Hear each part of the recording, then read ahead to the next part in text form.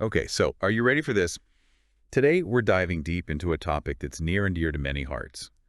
Fertility options for lesbian couples. It's a topic that's evolving so rapidly, isn't it? It really is. And, Yeah. we got a ton of requests for this. Mhm. Specifically, you wanted a breakdown that goes beyond ROPA IVF, so we're really going to broaden things out today. Sounds great. The material you sent over from OVU.com is just, wow, there's so much to uncover. And you know what? What? We might even find a scenario where both partners could be pregnant at the same time. Now, it's something I think a lot of people are interested in these days. It's amazing how family building is evolving, right? Truly remarkable. So, just so everyone's on the same page, we're pulling mainly from this OVU.com article called Pregnancy Options and Fertility Treatment for Lesbian Couples. Hmm. And our mission here, as always, is to give you the knowledge you need to make those decisions with confidence. Absolutely. And it's important to remember, ROBA is super popular, but it's just one path. And this deep dive, well, it's about showing you the whole picture, all the options. Exactly. And speaking of options, OVU.com kicks things off with one that I think might be a good starting point for some couples. IUI with donor sperm. What's the deal with that one? Well, IUI, it stands for intrafrotal insemination. It's a pretty straightforward procedure, actually. Basically, it's about introducing the sperm directly into the uterus. And it's simpler, less invasive than some of the other options we'll be talking about. Okay, that makes sense. So how does that differ from IVF with donor sperm? Because I was reading the article, and it says both partners can potentially carry pregnancies with IVF, which, wow, that's pretty incredible. Yeah, you're right. That's a key difference. With IVF, you see, the fertilization actually happens outside the body. So the eggs are retrieved, they're fertilized with the donor sperm, but this all happens in a lab setting. And then this is where it gets really interesting. The resulting embryos, they can be transferred to one or both partners. So yeah, you could both experience pregnancy and have that biological connection. I know, it's amazing. So many possibilities. And speaking of biological connections, the article also highlights something called shared motherhood with both partners' oocytes. What's going on there? This is an interesting one. This allows both partners to be, genetically linked to their children. One partner provides the eggs and the other one carries the pregnancy. Oh, so it's kind of perfect for couples where one person might not be ready to carry a pregnancy yet, but they still want that genetic connection. Exactly. That's a great way to put it. All right, well, buckle up because this next one from OVU.com is, I don't know, it's mind-blowing. Concurrent IVF. This is where both partners could be pregnant simultaneously. Is that right? Yep, that's it. It's definitely a cutting edge approach, no doubt about it. Just Yeah. imagine, right, experiencing pregnancy with your partner, and your babies would be genetically related to each other, too. It's a whole new level of shared parenthood, really. I know. Okay, the article also mentions egg freezing, ICSI, and embryo transfer. It feels like family planning is becoming more and more personalized, like tailored to the couple's desires. Yeah. It really is. You're absolutely right. This combination of egg freezing, ICSI, and embryo transfer, it offers a lot of flexibility. You can freeze your eggs, to preserve your fertility, so that later down the line, when you're ready, those eggs can be thawed. And they're fertilized with donor sperm using this technique called ICSI.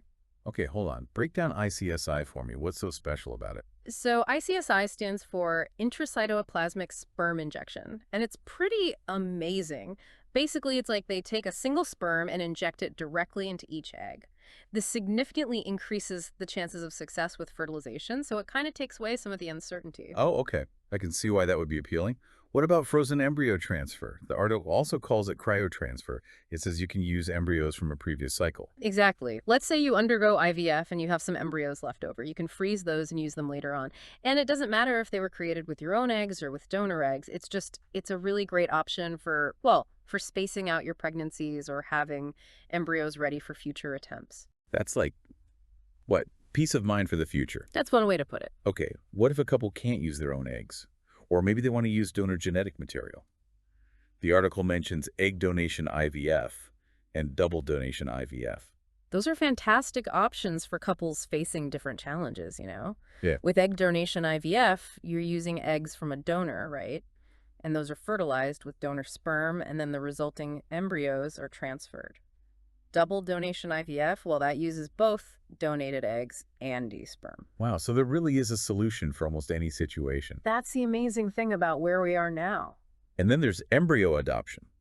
The article says this can be a less expensive path to parenthood. How does that work? Embryo adoption is such a cool concept, you think. It's about adopting embryos that were created by another couple, but maybe they don't need them anymore, you know? So it's Mhm. like giving those embryos a second chance at life, and it can be, yeah, a lot more affordable. I love that. That's a beautiful way to think about it. The article also briefly mentions gestational surrogacy, which sounds like a whole other world, to be honest. It is a whole other world, but it is an option. That's where a surrogate mother carries the pregnancy for the couple. So one partner's egg, or maybe a donor egg, is fertilized with donor sperm, and then that embryo is transferred to the surrogate. Okay, so we've got so many paths to parenthood here. And of course, we can't forget about adoption. But let's circle back to ROPA IVF, since we did a whole deep dive on that before. The article on OVU.com really zeroes in on like 3 key reasons why it's such a popular choice for lesbian couples. What are those reasons? It's that shared motherhood experience, and then sometimes there are medical indications, and, there's also this sense of legitimacy in the eyes of others that some couples feel with ROPA. And the article, it even has this anecdote about couples feeling a stronger sense of equality in parenthood through ROPA. It was really sweet. That makes total sense, though, right? When both partners are physically involved, like one providing the egg, the other carrying the pregnancy, it creates this deeper sense of shared creation, like equal investment in the family. It's your journey, that we did this together kind of feeling. Yes, exactly. Plus, medically speaking, ROPA allows couples to choose who provides the eggs and who carries based on their individual health, their preferences. It just gives them more control. So it's about giving them the power to make the choices that are right for them. Exactly. And then, of course, there's that social aspect.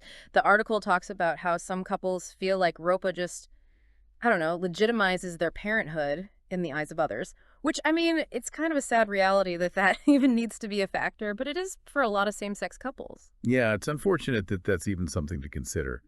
But I can see how it would kind of remove any doubt about their parental roles and just strengthen their family unit, in the eyes of society. For sure. It allows them to say, hey, we're both mothers. One of us provided the egg, the other carried and gave birth.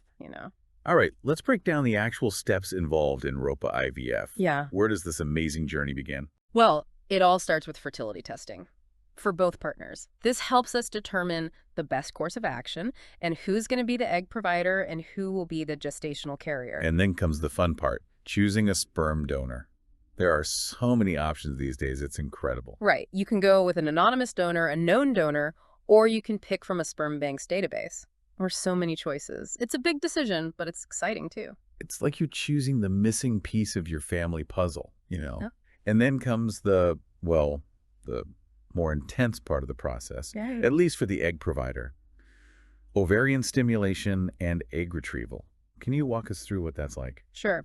So we use fertility medications to stimulate the ovaries, to produce multiple eggs, and then there's a minor surgical procedure to retrieve those eggs, all done under very careful monitoring, of course. It's pretty amazing how far medical technology has come, It really is. And then those eggs, they're fertilized with the sperm in a lab, and then we all wait to see if those fertilized eggs develop into healthy embryos. It's like this delicate dance between science and nature.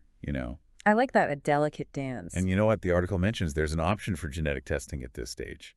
PGS. PGD, they call it. Yeah, exactly. Pre-implantation genetic screening, PGS, and pre-implantation genetic diagnosis, PGD.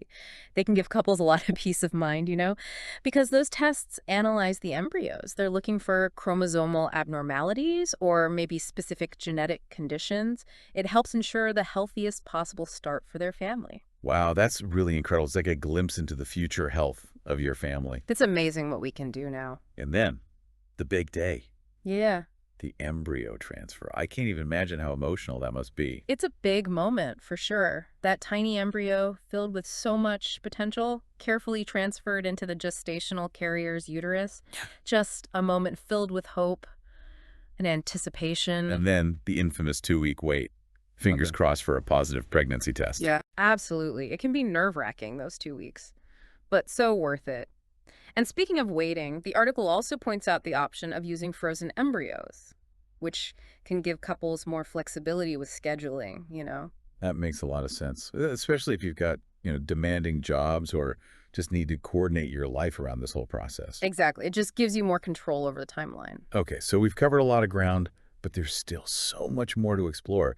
What other amazing possibilities await us on this journey of family building? Oh, we're just getting started. There are so many exciting paths to talk about, including some really cutting-edge approaches that are pushing the boundaries of what's possible. Let's take a breath, and when we come back, we'll dive into even more amazing options for lesbian couples who are ready to build their families. Welcome back. I'm so glad we're continuing this exploration. It's fascinating, isn't it? And before we move on, I was thinking about something we touched on earlier, the emotional aspect of ROPA IVF. Yep. The OVU.com article, it really highlights that shared journey, doesn't it? Yeah. It's not just about the medical procedures, but the bond that grows between the partners through this whole experience. Absolutely. It's about going through this together, Yeah. supporting each other every step of the way. And it all starts with those fertility tests. Right. Getting that clear picture of each partner's reproductive health.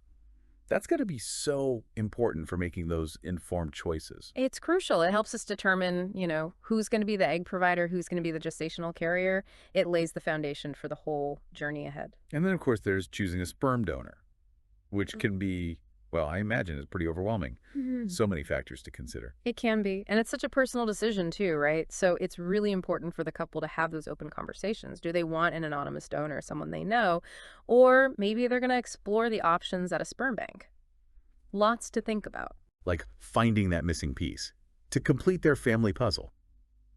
Okay, once that decision's made, we move on to the more physically demanding part of the process for the egg provider.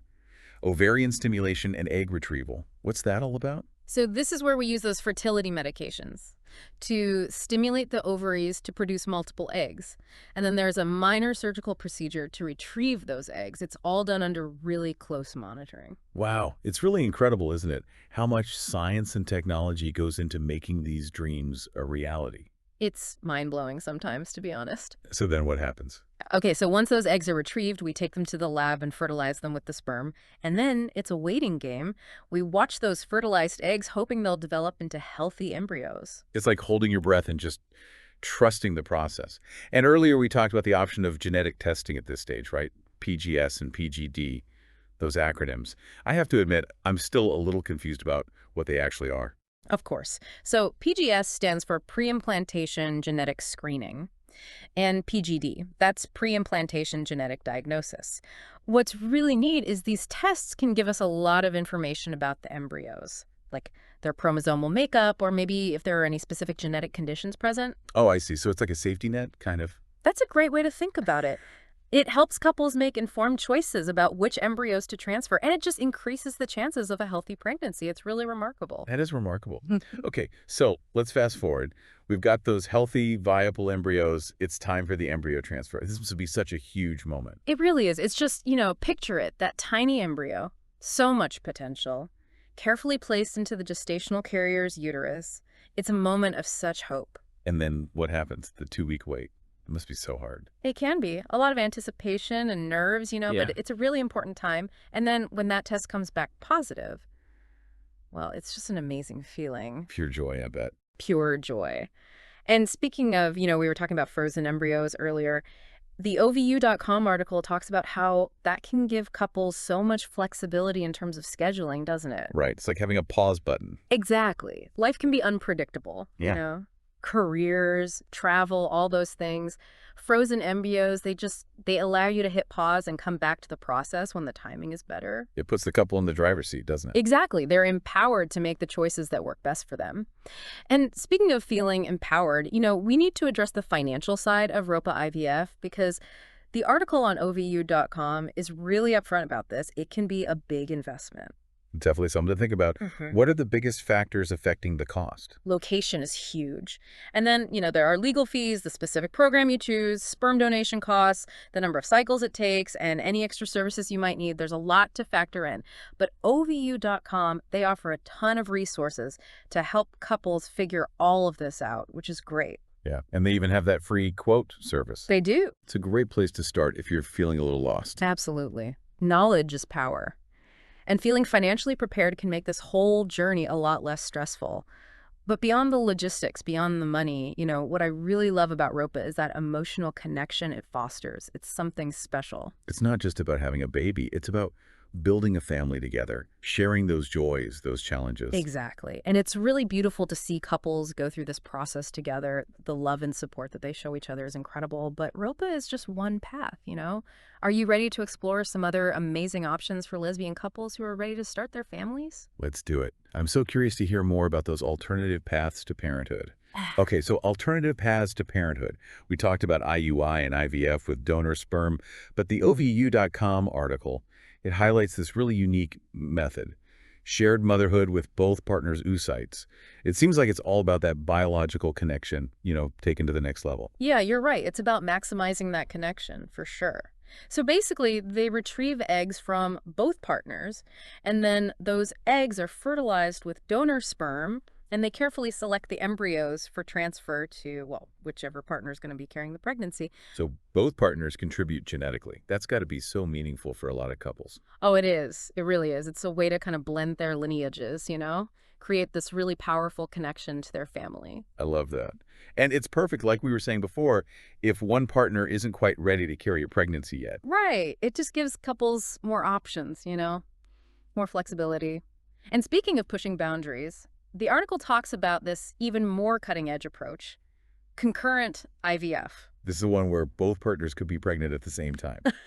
It's wild. Tell me more. Okay, so concurrent IVF, it really takes that shared experience to a whole new level. Both partners, they go through the IVF process, the stimulation, the egg retrieval, the whole thing. But here's the thing. Those eggs are fertilized with sperm from a donor, and then they transfer embryos to both partners. Wow. It's mind-blowing. Imagine going through pregnancy with your partner, sharing all those ups and downs, those milestones, and then ultimately welcoming your babies into the world, like around the same time. I know. And the article, it points out that the babies would be genetically related to each other, but born to different mothers who are partners. I mean, it's just incredible how far we've come and all the different ways families can be created now. It really is incredible. Okay, let's switch gears a bit. The article also talks about egg freezing, ICSI, and embryo transfer. What's the key takeaway there? It's about flexibility and control. It's about giving couples the power to, really plan their family the way they want to. Yeah, I'm all about feeling empowered. Break it down for me. How does it work? So one partner, or maybe both, they decide to freeze their eggs. It's like hitting the pause button on their biological clock, right? And then later, when they're ready to start a family, they thaw those eggs, fertilize them with donor sperm using ICSI, which, remember, that's the technique that really boosts fertilization success. And then they move forward with the embryo transfer. It's like having a backup plan for your fertility. Exactly. It lets you focus on other things first, Yeah. your career, travel, whatever your goals are. And when you're ready, those eggs are waiting. And while we're talking about options, OVU.com also mentions frozen embryo transfer or cryotransfer. This is where they can use embryos from a previous IVF cycle. Whether they were created with their own eggs or donor eggs, it doesn't matter. That's so convenient. It's like, insurance for the future. But what if a couple can't use their own eggs at all? Or maybe they just want to use donor genetic material. The article talks about egg donation IVF and double donation IVF. Right. Those are amazing options for couples who might be facing different challenges or just decide that, donor material is the right choice for them. Can you explain the difference? Sure.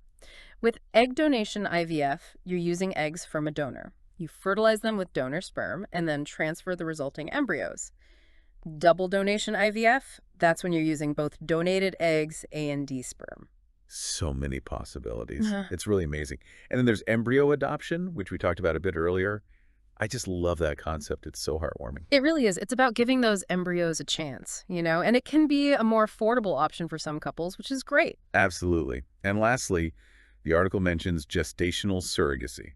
Right. So that's when you have a surrogate mother who carries the pregnancy. So they take one partner's egg, or maybe a donor egg, fertilize it, and then transfer that embryo to the surrogate. So many choices. It's amazing how far we've come, All these options available to lesbian couples today, it's incredible. It is. It's truly remarkable. And, beyond all these medical advancements, we can't forget about adoption. It's still a wonderful way to build a family. Of course. There are so many children out there waiting for loving homes, domestic infant adoption, international adoption, foster care adoption. It's all about finding the right path, the one that feels right for you, for your family. You got it. And for anyone feeling overwhelmed or just not sure where to start, remember, There's so much support out there. Talk to your doctor, connect with the fertility specialist, explore those online resources like OVU.com, and lean on each other. That's such great advice. It's about empowering yourself with information, finding those resources that resonate with you, and feeling good about the choices you make. Exactly. So as we wrap up this deep dive, I'm curious, what excites you most about the future of family building for lesbian couples? I think it's the hope. There are so many options now, and it feels like society is becoming more accepting, more supportive of LGBTQ plus families. It's really beautiful to see. It is. And for anyone listening, anyone on this journey or thinking about starting it, just know that you're not alone. There's a whole community out there ready to support you every step of the way. And don't forget, OVU.com has that free quote service, and they can connect you with clinics all over the world. It's a fantastic resource. This journey is yours to define. We're just here to give you the information you need to create the family of your dreams. That's what it's all about.